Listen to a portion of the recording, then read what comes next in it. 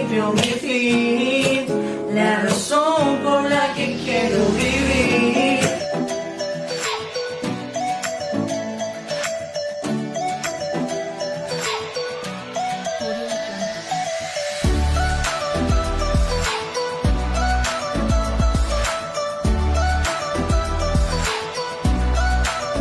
Un saludo muy especial para todas las personas que son desafiantes, las personas que son dispuestos y disponibles a seguir las enseñanzas de aquel que nos llamó de tiniebla a su luz admirable. Para aquellos que son desafiantes, vamos que ustedes quieran. Muy buenas tardes. Shabbat Shalom. 6 días trabajarás y harás toda tu obra, mas en el séptimo es el día consagrado a tu Señor. No habrá obra alguna, ni tú, ni tu esposa, ni tus hijos, ni tus siervos, ni aun el extranjero que habite dentro de tus territorios. Porque en 6 días hizo el Señor los cielos y la tierra, mas en el séptimo, Shabbat, parar, detenerse, disfrutar todo aquello que Él nos ha dado. Quiero darte gracias, Señor, porque nos has permitido disfrutar de este mandamiento. A la comunidad de Sucat de Buenos Aires, que semana a semana llega hasta este lugar para habitar juntos y en armonía. A nuestras comunidades hermanas en provincia de Buenos Aires, Sucat, David, San Miguel, a nuestros queridos hermanos en Avellaneda, a nuestra querida familia también en Entre Ríos, en el resto de la Argentina, a nuestros hermanos que no podemos dejar de mencionar en Córdoba y en Bariloche, a nuestros hermanos que nos ven a través de la señal de Facebook en Chile y en el resto de la América Latina, Sucat, David, Manta, México y también Estados Unidos. Que el Señor me los recontra bendiga y agárrense, porque el día de la fecha vamos a terminar la segunda carta del apóstol Kefa. Sin lugar a dudas ha sido una carta que nos ha removido el corazón. Una carta de la cual se dice, según en muchos círculos teológicos, que no la pudo haber escrito un hombre sin letras y del vulgo como lo fue Pedro. Y sin embargo hemos ido recorriendo y nos hemos dado cuenta que cada una de las letras vienen desde el mismo corazón de aquel apóstol que estuvo con el Señor por esos largos 3 años. Y en la última semana, cuando estudiamos Segunda de Pedro, capítulo 2 y verso 1, entendimos algo muy importante. Pero hubo también falsos profetas entre el pueblo, como habrá entre vosotros falsos maestros, que introducirán encubiertamente herejías destructoras, y aún negarán al Señor que los rescató, atrayendo sobre sí mismos destrucción repentina. Y pudimos desarrollar en este estudio todas las características de un falso profeta y de un falso maestro. Pudimos entender que qué realmente era un profeta, ¿sí? Qué realmente era un maestro, qué era realmente un enviado de Dios, y no es otra cosa que alguien que habla de la Torá.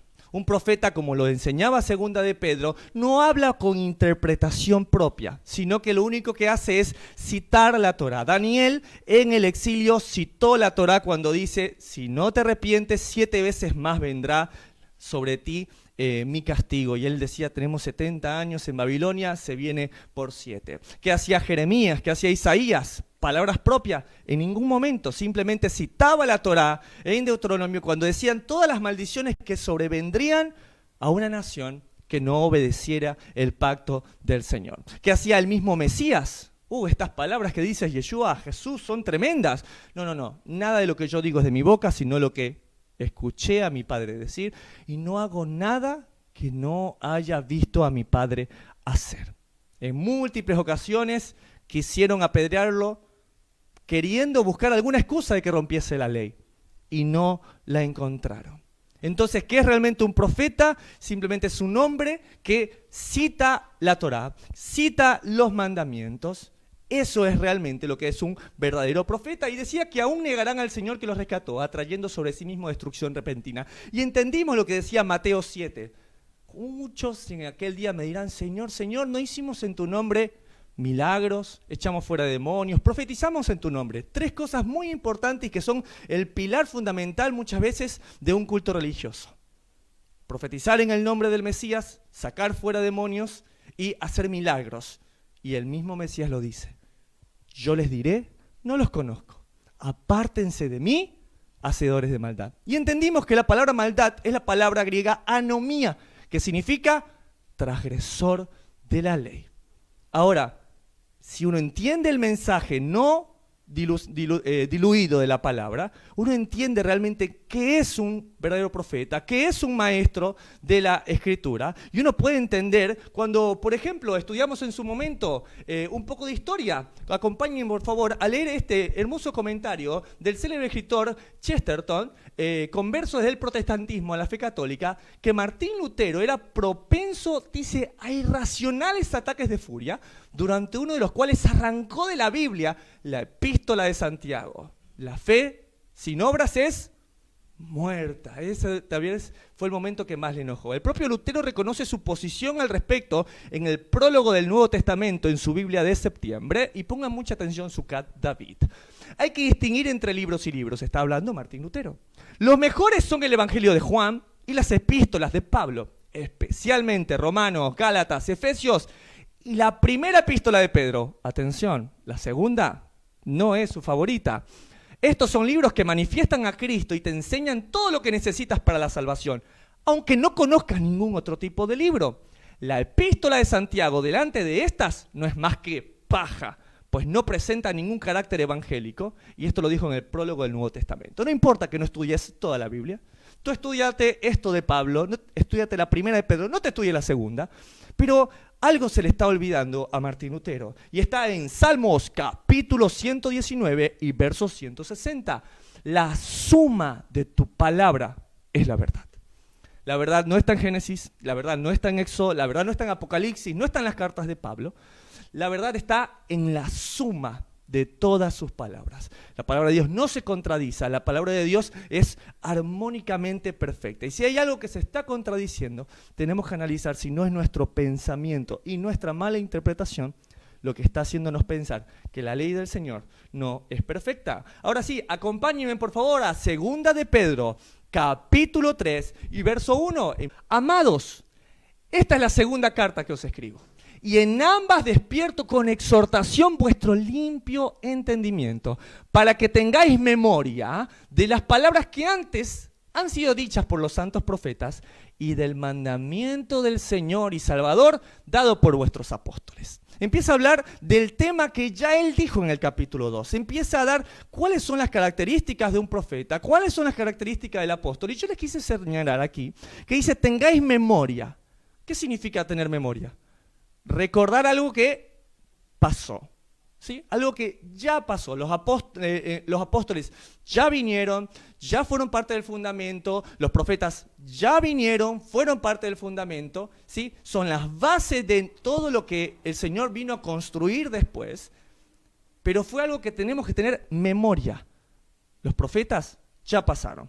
¿Podemos profetizar? Sí, se puede profetizar en el aspecto de yo puedo recordar la palabra de Dios, yo puedo exhortar con los mandamientos, pero Él ya puso fundamento a los profetas y a los apóstoles. Y si no me creen, vengan por favor conmigo a Efesios capítulo 2 y verso 19. El apóstol Pablo dice al pueblo de Éfeso, así que ya no sois extranjeros, ¿sí? Gentiles, advenedizos, ciudadanos de segundo rango, arrimados, sino conciudadanos de los santos y miembros de la familia de Dios, edificados sobre el fundamento de los apóstoles y profetas, siendo la principal piedra del ángulo Jesucristo mismo, Yeshua. Entonces, el fundamento, lo que está abajo cuando yo voy a construir, son los apóstoles y los profetas. Imagínense nosotros ahora en el piso 21, 21 generaciones después, 21 siglos después, que yo les diga, muchachos, ¿viste que estamos viendo el piso 21? Bueno, ahora no, ahora voy a cambiar el fundamento de las bases. ¿Ustedes qué me van a decir? Lincoln, ¿estás loco? ¿Cómo vas a cambiar algo que es el fundamento de esto? Bueno, nosotros estamos en el piso 21. Nosotros no podemos construir, no podemos quitar lo que el fundamento de la palabra dice, lo hicieron los apóstoles y los profetas. Entonces, en el verso 3 de 2 de Pedro 3 dice, sabiendo primero esto, que en los postreros días vendrán burladores, andando según sus propias concupiscencias, según sus propias inclinaciones al mal, diciendo, ¿dónde está la promesa de su advenimiento?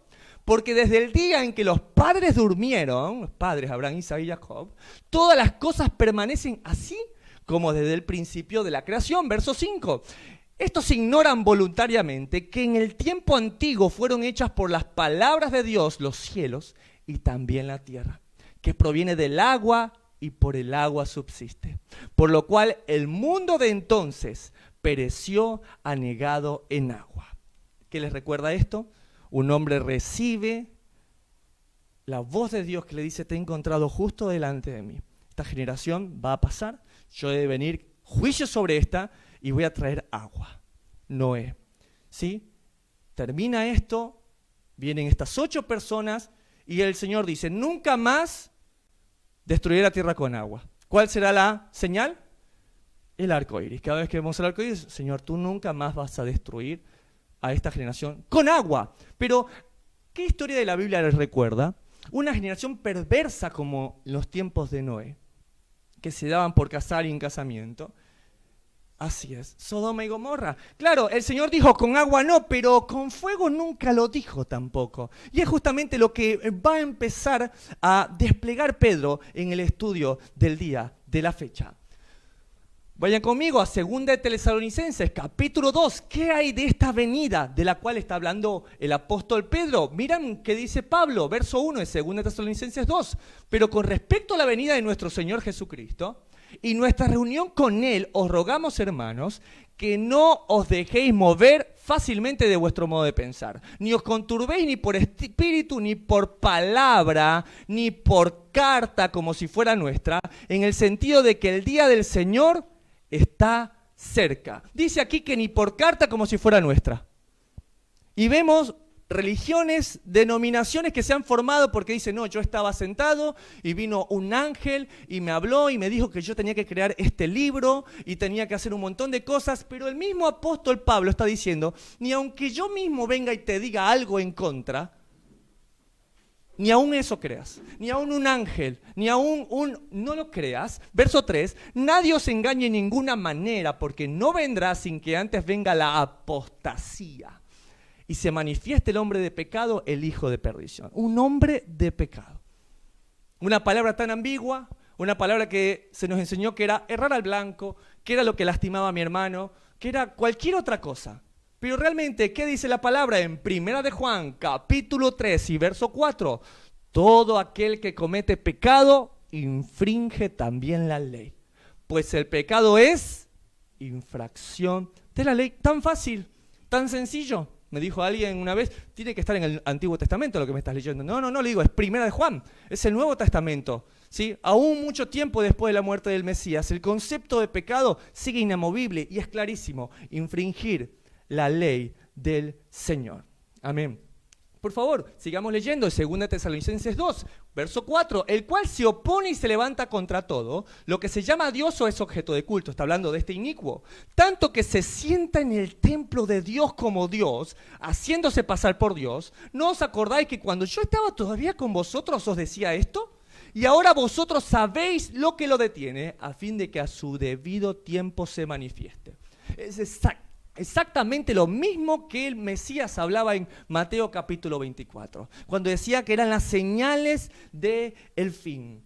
Ahora, si nosotros no conocemos la historia, estamos condenados a repetirla. Mateo 24 dice, cuando vean en el lugar santísimo la abominación desoladora del cual habló el profeta Daniel, el que lea entienda.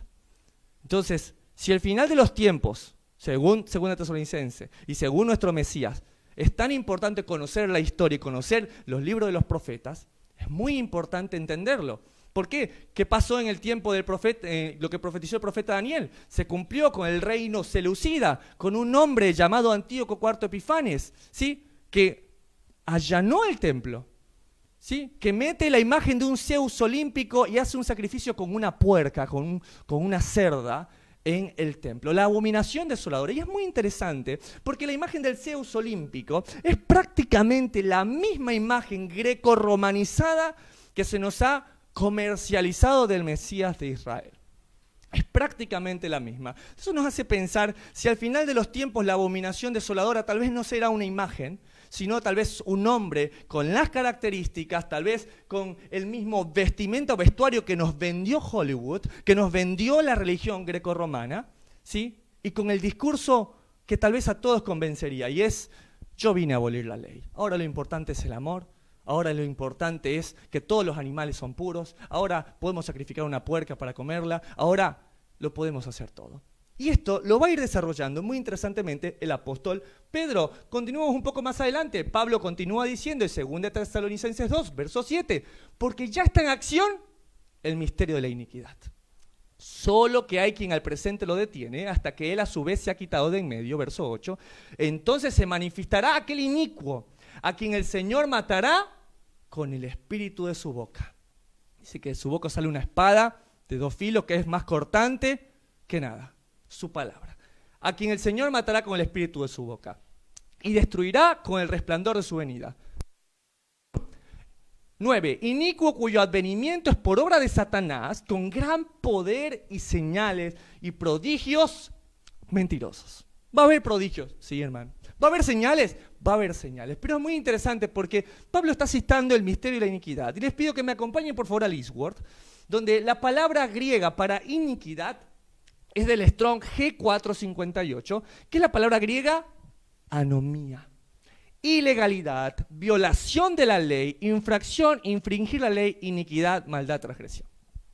Más claro, imposible. Aún desde los tiempos de Pablo, aún desde los tiempos de los apóstoles, había esta calumnia que se le daba a Pablo, de que él no guardaba la ley, y ya lo hemos estudiado en innumerables condiciones de veces, como el mismo Jacobo, hermano del Señor, le ofrece un acto público a Pablo y le dice, ve y rasúrate la cabeza con estos otros hombres que hicieron el pacto nazario que cumple el número 16, y que así todos vean que tú andas guardando la ley. Iniquidad, no lo olvidemos, anomía, romper la ley. Verso 10, y con todo engaño de iniquidad para los que se pierden, por cuanto no recibieron el amor de la verdad. ¿Qué es verdad su cada vivo Buenos Aires? La suma de su palabra es la verdad. Para ser salvos, por esto Dios les envía, Dios envía el poder engañoso, para que crean la mentira, a fin de que sean condenados todos los que no creyeron la verdad, sino que se complacieron en la injusticia. Dios va a permitir señales y prodigios fantásticos. ¿Se acuerdan cuando estudiamos también el libro de Deuteronomio capítulo 13, cuando dice, ¿qué pasa si dentro de ustedes se levanta un profeta y las señales se cumplen? Pero quieren apartar su corazón del Dios verdadero. El tal profeta muera. No son las señales, no son los prodigios, sino la obediencia a la palabra del Eterno. Como lo dice Juan 17:17, santifícalos en tu verdad, tu palabra es verdad. ¿Quién dijo esto? Yeshua, el Mesías, Jesucristo de Nazaret. Dijo, tu palabra es verdad. ¿Qué era la palabra para Jesús? ¿Era Apocalipsis? ¿La palabra para Jesús eran las cartas de Pablo? ¿Para Jesús la palabra eran los evangelios? Para Jesús la palabra era Génesis, Éxodo, Levítico, Deuteronomio, Números y los libros de los profetas. Verso 7 de 2 de Pedro 3, pero los cielos y la tierra que existen ahora están reservados por la misma palabra, guardados para el fuego en el día del juicio de la perdición de los hombres impíos. Impíos, una palabra que es un sinónimo de anomía. Mas, oh amados, no ignoréis esto, que para con el Señor un día es como 1000 años, y 1000 años es como un día. ¿De dónde saca el apóstol Pedro esto? ¿Se lo sacó de la manga? ¡Wow, Pedro, nos estás iluminando! ¿O simplemente Pedro está citando Oseas capítulo 3 y verso 3? Está hablando de Oseas y Gomer. Oseas, un hombre consagrado a Dios, que le pide que se case con una mujer adúltera que se llama Gomer. Dios quería ejemplificar en Oseas y en Gomer a él y a Israel. Que a pesar de que Gomer se iba con amantes, que a pesar de que Israel era igual, Dios siempre la amaba. Y Dios siempre estaba por ella y la iba a rescatar. Verso 3, y le dije, tú serás mía durante muchos días. No fornicarás, ni tomarás otro varón. Lo mismo haré yo contigo. 4, porque muchos días estarán los hijos de Israel sin rey, sin príncipe, sin sacrificio, sin estatua, sin efod, sin terafines, sin ídolos. Verso 5. Después volverán los hijos de Israel y buscarán al Señor su Dios y David su rey y temerán al Señor y a su bondad en el fin de los días. Atención, Sucata y Buenos Aires. Oseas nos va a decir cómo es el final de los días. Un poco más adelante, en Oseas capítulo 6 y verso 1. Venid y volvamos al Señor, porque Él arrebató y nos curará, hirió y nos vendará. Nos dará vida después de 2 días y en el tercer día nos resucitará y viviremos delante de Él y conoceremos y proseguiremos en conocer al Señor como el alba está dispuesta a su salida y vendrá a nosotros como la lluvia tardía y temprana a la tierra. 1 año, 1000 años como un día y un día como 1000 años. ¡Wow! Impresionante. Ahí uno entiende, wow, o sea, Jesús no es solamente murió 3 días. No, mira lo que está diciendo Oseas. Nos dará vida después de 2 días. Y es muy interesante. Porque sí es verdad que a veces hay esa diferencia de años, que tal vez no estamos viviendo justamente el año, pero algo que estamos seguros es que estamos viviendo este segundo día, este segundo milenio. Y es muy interesante porque dice que después de 2 días, después de 2000 años, después de 2 milenios nos dará vida. Y es interesante porque hemos podido ser testigos de esto. Testigos de que dio vida a una nación de un momento a otro. Es como que un día yo me amanezca acá en Argentina y me dicen que los mapuches tomaron el control de la Argentina nuevamente. Una tribu que es una tribu aborigen de hace muchos años. Voy a decir, Lincoln, es una locura lo que me está diciendo. Los mapuches no pueden venir a reinar otra vez a Argentina. Es lo que pasó con Israel. Un pueblo que de un momento a otro nació. Y no es coincidencia que viene el despertar de las raíces hebreas también. ¿Quieres decirle en 1948? ¿Quieres decirle en 1967? Dilo como quiera. Pero este es el milenio que está cumpliendo esta profecía. Verso 9 de 2 de Pedro 3. El Señor no retarda su promesa. Según algunos la tienen por tardanza, sino que es paciente para con nosotros, no queriendo que ninguno perezca, sino que todos procedan al arrepentimiento. Al arrepentimiento. Y es que sí, llamar a la plenitud de los gentiles lleva tiempo. Verso 10, pero el día del Señor vendrá como ladrón de la noche. Famosísima frase, en el cual los cielos pasarán con gran estruendo y los elementos ardiendo serán deshechos. Y la tierra y las obras que hay en ella serán quemadas. ¿Cuántos escucharon esto del ladrón de la noche? Oh, va a venir como ladrón de la noche. Entonces todo el mundo preocupado y la gente dice, no, pero es que no sabemos en qué momento va a venir el Mesías. Pero acompáñenme por favor a 1 de Tesalonicenses, capítulo 5 y verso 1. El apóstol Pablo escribe lo siguiente: pero acerca de los tiempos y de las ocasiones, no tenéis necesidad, hermano, de que yo os escriba. 2, porque vosotros sabéis perfectamente, exactamente, que el día del Señor vendrá así como ladrón en la noche, que cuando digan paz y seguridad, entonces vendrá sobre ellos destrucción repentina, como los dolores de la mujer encinta, y no escaparán. Verso 4, mas vosotros, hermanos, no estáis en tiniebla, tenéis la Torá, tienes ahí el conocimiento, la ciencia, para que aquel día os sorprenda como ladrón.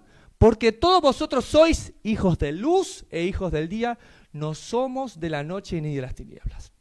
Yo no voy a hacer esta explicación más amplia, pero los que quieran conocer un poco más, les invito a que vayan a estudiar el video acerca del estudio bíblico que hicimos por las fiestas bíblicas, específicamente con Yom Teruah y Yom Kippur. ¿Por qué? Porque si no entendemos que Israel es el reloj de Dios, y si no entendemos que Jesús o Yeshua no resucitó en un día cualquiera, que Él no murió, bueno, era un día, no sé, me dijeron que era Viernes Santo y así fue, y el Espíritu Santo vino en una fiesta. No. Si yo no tengo entendido de que el Señor fue fiel a enviar su Cordero para Pesaj, si yo no entiendo que el Señor fue fiel en resucitar y dar sus primeros frutos en Bikurim con la resurrección del Mesías, si yo no entiendo que vino el Espíritu Santo a aquellos que habla la palabra en Hechos 2 cuando era Shavuot, cuando era Pentecostés, si yo no entiendo que el Señor llegó fiel a cada una de sus citas, no voy a entender que Él va a seguir cumpliendo su palabra en las demás fiestas del Señor. Verso 11 de 2 de Pedro 3, puesto que todas estas cosas han de ser desechas, ¿cómo no debéis vosotros andar en santa y piadosa manera de vivir? ¿Cómo dice? ¿Cómo no debéis vosotros andar en santa y piadosa manera de vivir? Y yo les quise traer este ejemplo. ¿Sí? Estamos en un cuarto de hotel. Nos vamos de mochileros acá con mi amigo Marcelo, con mi amigo Alejandro, con los muchachos acá, con los panchos kosher. Y yo voy llegando a la habitación del hotel y empiezo a hacerle un hueco a la pared y pongo un cuadro de mi esposa y quiero remodelar la habitación. Y Alejandro me dice, ¿qué estás haciendo? No, me estoy poniendo cómodo y quiero aquí, voy a poner una ventana más grande. Lincoln, Estamos de paso. Está bien. No te digo que no tenemos que limpiar, no te digo que no tenemos que cambiar las sábanas, no te digo que no tenemos que tener lo más ordenado todo posible, pero no te pongas a quedarte como si esta fuera tu casa. Pues esa es la misma explicación de nuestra vida en la tierra. ¿Sí? No estoy diciendo con esto, Lincoln, me estás diciendo que no estudie, que no... No estoy diciendo esto. Lo que estoy diciendo es que no podemos poner nuestro corazón y esperanza acá, donde el orín corroe, donde la polilla come, sino tenemos que hacer nuestra casa en los cielos. Eso es lo más importante. ¿Tienes una profesión? ¡Wow! Gloria a Dios. Úsala para bendecir a los demás. ¿Sí? El Señor, ¿desde dónde predicó? Desde una barca. Esa barca era de alguien. Era de Pedro. Llévala a mar profundo. Está bien que tengas una profesión, está bien, pero que ese no sea tu tesoro, que tu tesoro sea la palabra de Dios. Verso 12, esperando y apresurándoos para la venida del día de Dios, en el cual los cielos encendiéndose serán deshechos, y los elementos siendo quemados se fundirán. 13, pero nosotros esperamos según sus promesas, cielo nuevo y tierra nueva, en los cuales mora la justicia. Pablo, ¿de dónde citará esto? ¿Dónde citará Pedro esto? ¿De dónde Pedro se la estará sacando de la manga? ¿Pedro simplemente, recibió una revelación? ¿O Pedro está citando a Isaías, capítulo 66 y verso 7? Antes que tuviese de parto dio a luz. Antes de que le viniesen dolores, dio a luz hijo. ¿Quién oyó cosa semejante? ¿Quién vio tal cosa? ¿Concebirá la tierra algún día? ¿Nacerá una nación de una vez? Pues en cuanto Sión estuvo de parto, dio a luz a sus hijos. ¿Qué ciudad será esta? ¿Qué pueblo será esto? Como diría mi amigo, sigamos leyendo. Verso 9. ¿Yo que hago dar a luz, no haré nacer? Dijo el Señor. ¿Yo que hago engendrar, impediré el nacimiento? Dice tu Dios. Alegraos con Jerusalén, y gozaos con ella, todos los que la amáis. Llenaos con ella de gozo, todos los que os enlutáis por ella. Verso 13, como aquel a quien consuela su madre, así os consolaré yo a vosotros, y en Jerusalén tomaréis consuelo, y veréis que se alegrará vuestro corazón, y vuestros huesos reverdecerán como la hierba, y la mano del Señor para con sus siervos será conocida, y se enojará contra sus enemigos. La papa, segunda parte, verso 15, porque he aquí el Señor vendrá con fuego y sus carros como torbellino, para descargar su ira con furor, y su reprensión como llama de fuego. ¿Para quién? Verso 16, pongan atención, porque el Señor juzgará con fuego, y con su espada todo hombre, y los muertos del Señor serán multiplicados. Verso 17, los que se santifican y los que se purifican en los huertos, esta costumbre que se hacía para dioses paganos, unos tras otros, los que comen carne de cerdo y abominación y ratón, juntamente serán talados, cortados, dice el Señor. Verso 20, y traerán a todos vuestros hermanos de entre todas las naciones. Pongan mucha atención, porque el Señor nos está olvidando. Pongan atención, miren, vamos a leerlo. Y traerán a todos vuestros hermanos de entre todas las naciones, y por ofrenda al Señor, en caballos, en carros, en literas, en mulos y en camellos, a mi santo monte de Jerusalén, dice el Señor. Al modo que los hijos de Israel traen la ofrenda en utensilios limpios a la casa del Señor. Verso 21, esto me quebró. Y tomaré también de ellos, de estos que vienen de lejos, de estos que los traen en mulos, de estos que vienen dispersos, para sacerdotes y levitas, dice el Señor. ¡Wow! Verso 22, porque como los cielos nuevos y la tierra y la nueva tierra que yo hago permanecerán delante de mí, dice el Señor, así permanecerá vuestra descendencia y vuestro nombre. 23, y de mes en mes y de día de reposo en día de reposo vendrán todos a adorar delante de mí, dijo el Señor. Tú lees esto y no entiendes cómo te dicen que antes se guardaba Shabbat, ahora ya no se guarda Shabbat, pero vamos a guardar Shabbat cuando esté el Señor, en cielo nuevo y tierra nueva. O sea que este momento el Shabbat está cortado, pero antes sí celebraba Shabbat, y en el futuro, cuando venga el Mesías, también vamos a celebrar Shabbat. Está tan claro. De mes en mes y de día de reposo vendremos todos a orar delante del Señor. Gloria a Dios, hermosa profecía. Verso 14 de 2 de Pedro 3. Por lo cual, oh amados, estando en espera de estas cosas. ¿Cuánto esperan eso? Wow, imagínate, ¿sí? Que te elijan como sacerdote, como levita, que no solamente tengan de ti misericordia, sino que aparte Él tenga morada para ti. Verso 14. Por lo cual, oh amados, estando en espera de estas cosas, procurad con diligencia, chicos, ahí, a full, pilas, en ser hallados por Él sin mancha e irreprensibles. Esta palabra irreprensibles, ¿a qué les recuerda? La palabra sadik, que es una palabra hebrea que significa aquellos que cumplen irreprensiblemente los mandamientos de Dios, en paz, en shalom. Verso 15, y teniendo entendido que la paciencia de nuestro Señor es para salvación. Wow, lo leíamos con Abigail y eso nos quebraba el corazón. El Señor es paciente, sí, ¿sabes qué? Para salvación. Señor, yo quiero ser salvo, pero tengo tantos problemas, pero tú sabes que mi corazón desea guardar tus dichos para no pecar contra ti. Tú lo sabes. Bueno, el Señor va a tener de ti paciencia. El Señor va a tener de mí paciencia. Como también nuestro amado hermano Pablo, según la sabiduría que le ha sido dada, os ha escrito. Y qué interesante que Pedro, terminando esta carta, donde está empezando a hablar de el final, de donde está hablando de todos estos gentiles, de donde está hablando de volver, está hablando de todas estas profecías hermosas. Y si quieren entender un poco mejor, vayan a estudiar Romanos capítulo 9, capítulo 10 y capítulo 11 en la página de Generación Desafiante, donde explicamos por qué el apóstol Pablo toma todas las profecías que son dadas a las ovejas perdidas de la casa de Israel y se las empieza a colocar a todos los gentiles que están viniendo. Porque, como lo habíamos entendido, el apóstol Pablo, ¿sí?, le fue revelado este misterio. ¿Cuál es este misterio? Dice que los gentiles son copartícipes con el pueblo de Dios. ¿Pero qué gentiles?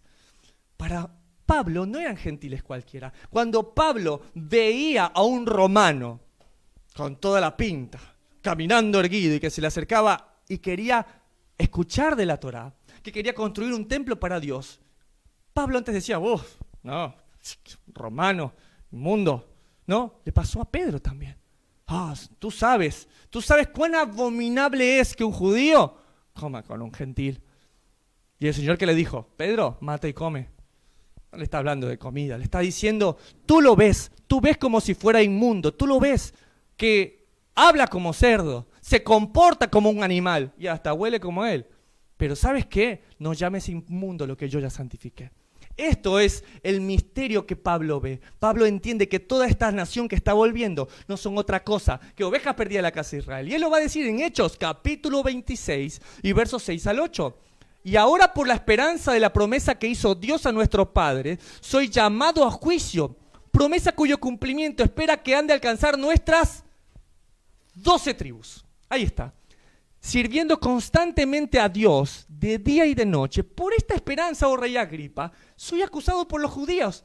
Que se juzga entre vosotros, cosa increíble, que Dios resucite a los muertos. Pablo entendió que no solamente era Judá y Benjamín. Pablo no entendió y recordó esto. Y en el año 931, Roboam, hijo de Salomón, se divide todo esto. Él dijo, estos que están volviendo no son gentiles cualquiera, no son romanos, no son griegos, no, estos son las ovejas perdidas de la casa de Israel que están volviendo. Pero continuamos leyendo, dice, toma ahora un palo y escribe en él para Judá. Toma otro palo y escribe en él para José, palo de Efraín, 2 casas. Júntalos luego el uno con el otro, para que sean uno solo en tu mano. Y cuando te pregunten diciendo, ¿no nos enseñarás qué te propones con eso? Miren lo que le dirá según Ezequiel.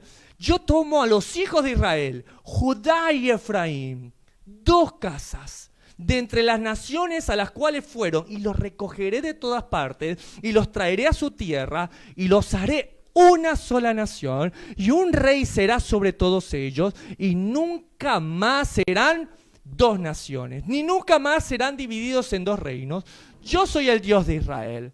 Él quitó la barrera de división que existía, y de ambos pueblos hizo uno. Apocalipsis 14:12. ¿Quién es el pueblo de Dios? Aquellos que guardan los mandamientos de Dios y no han negado el nombre del Mesías de Israel. Estamos terminando, verso 16 de 2 de Pedro 3.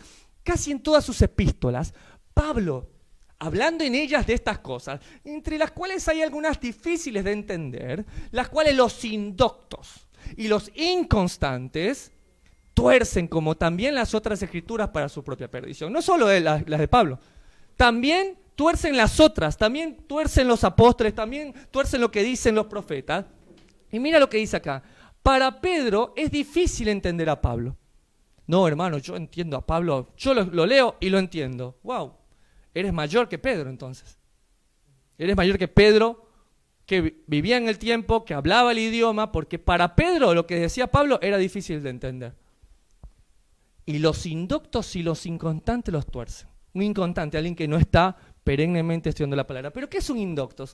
¿Qué es alguien indocto? Y uno podría decir, no, docto, doctrina, docto, aprende. No, vamos al mejor diccionario de todos. ¿Cuál es?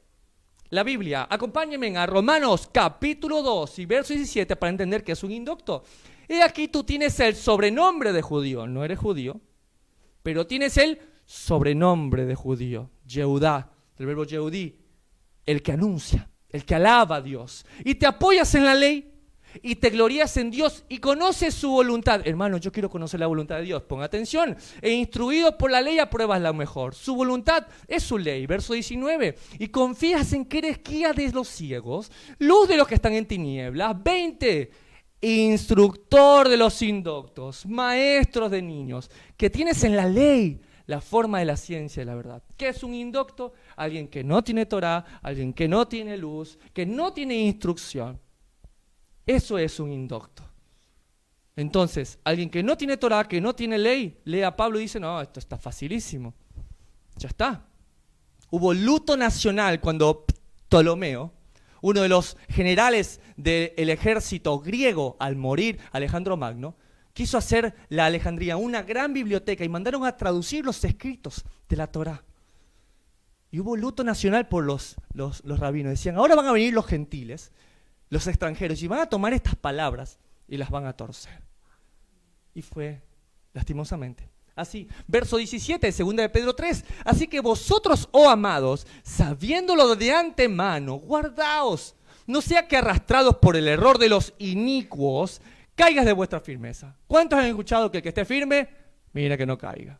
Lo escuchamos 1000 veces. Ahora, ¿cómo hago para no caer? No ser arrastrado por el error de los inicuos. ¿Y qué es un inicuo? Acompáñame al Isword nuevamente. La palabra inicuos es la palabra del griego G113, que es la palabra griega atsesmos. Mira lo que significa. Sin ley, criminal, inicuo, inicua.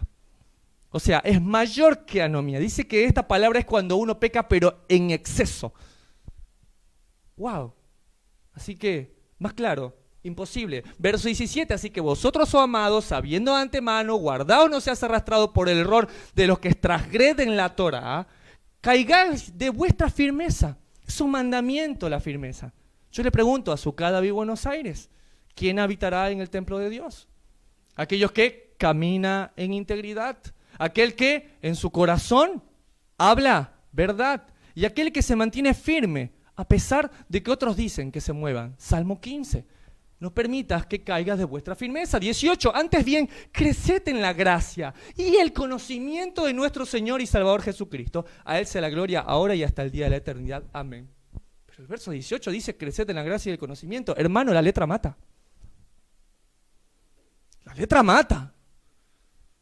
¿Cuántos de nosotros cuando terminamos un estudio bíblico sale diciendo, ay no, esto fue terrible, no, cómo me mata la letra? Dice, creced en la gracia y en el conocimiento. ¿Cómo puedes hacer para crecer en la gracia?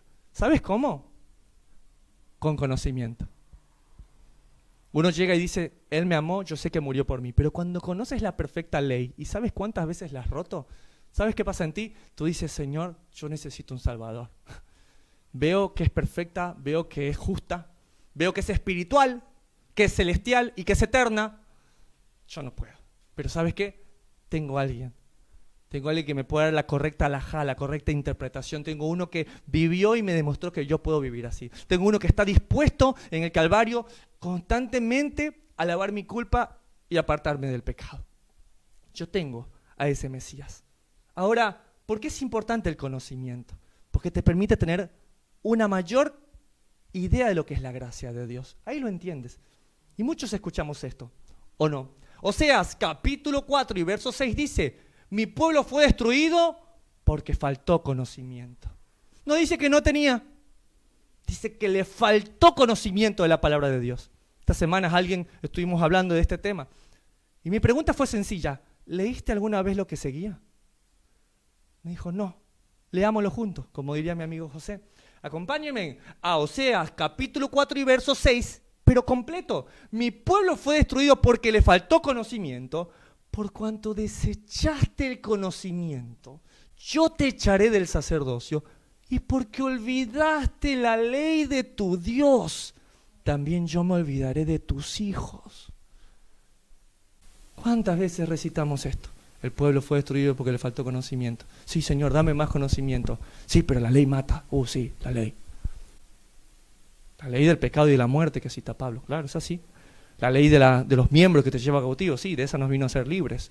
Juegos de palabras, simplemente. La ley del Señor es perfecta, que cambia el alma, los pensamientos del Señor. Sus juicios son justos. Hacen al que es tonto, al que es necio, lo hacen sabio. Porque te olvidaste de la ley de tu Dios, también yo me olvidaré de tus hijos. Si uno se asusta, yo quiero que mis hijos vivan en bendición. Wow, ahora entiendo por qué el mundo está como está. Porque a causa de que nos olvidamos la ley de nuestro Dios, Él se olvidará de sus hijos. Ahora, esto tiene que traer en nosotros alegrías, porque alguien me dijo una vez, Lincoln, no me das ninguna buena noticia. O sea, porque yo me sentía, bueno, ya no hay ley, entonces como que es más fácil. Pero ahora tú me dices esto, que sí, que ahora ya no quería esto y ahora me dices que hay más cosas. Y no me está dando una buena noticia, pero realmente los jóvenes me podrán entender. Yo le digo a Nemi o a Marcos, le digo, Nemi y Marcos, les conseguí una beca para ir a estudiar a la universidad, a la mejor universidad del mundo. Allá en, no sé, Europa.